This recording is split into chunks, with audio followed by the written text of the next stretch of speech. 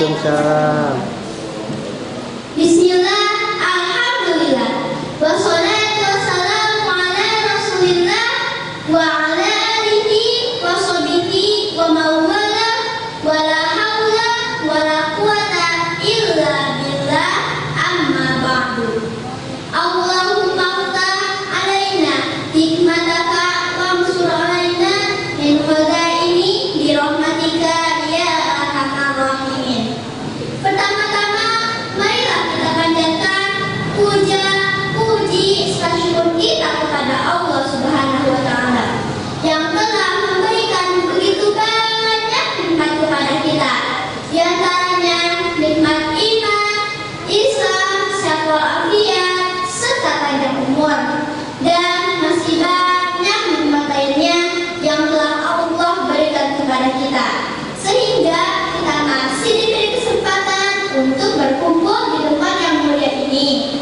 Selanjutnya, tak lupa salawat serta salam semoga tetap terlimpahkan kehadiran lindungan alam, yakni tidak lain dan tidak bukan adalah suri tauladan kita, Nabi akhir zaman, yaitu Nabi Agung Sayyidina Muhammad Sallallahu Alaihi Wasallam, dan juga para sahabatnya. Dan semoga kita mendapatkan syafaatnya di yaumil kiamah nanti. Amin amin ya rabbal alamin. Saudara-saudaraku yang dirahmati Allah, izinkanlah saya untuk menyampaikan sebuah materi yang bertemakan berbakti kepada kedua orang tua. Langsung saya mulai saja ya. Sebagai seorang muslim, kita wajib berbakti kepada ibu bapak kita, sebagaimana difirmankan Allah dalam Al-Quran surat An-Nisa ayat 36 yang berbunyi, A'udzu billahi minasy syaithanir rajim. Bismillahirrahmanirrahim. Wa'budullaha wa la tusyriku bihi syai'an wa bil walidaini ihsana. Shadaqallahul azim.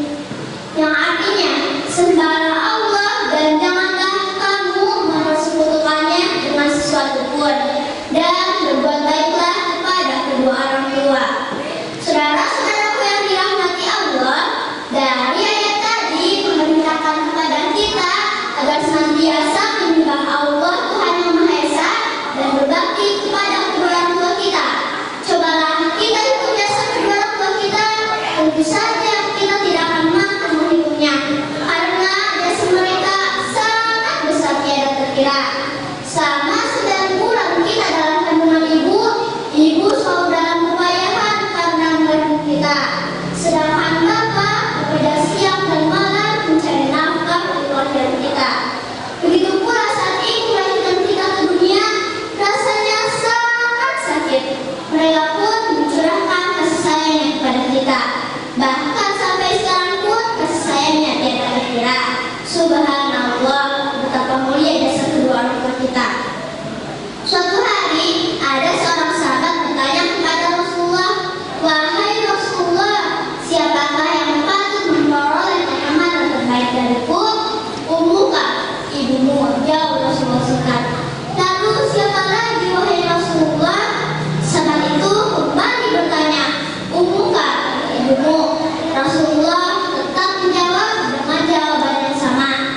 "Lalu siapa lagi wahai Rasulullah?" Sahabat itu terus bertanya, "Ummuka," ibumu. Lagi-lagi Rasulullah menjawab dengan jawaban yang sama. "Lalu siapa wahai Rasulullah?" Hingga keempat kalinya sahabat itu terus bertanya.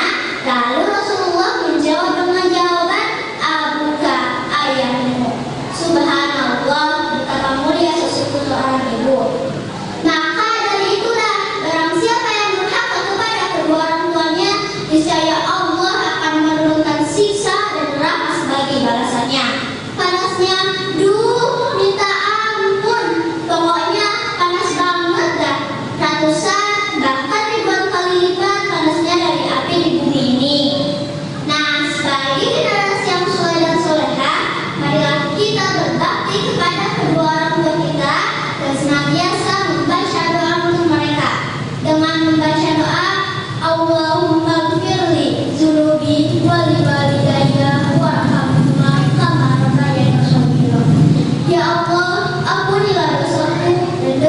kedua orang tuaku, dan sayangilah mereka sebagaimana mereka telah menyayangiku di kala aku masih kecil.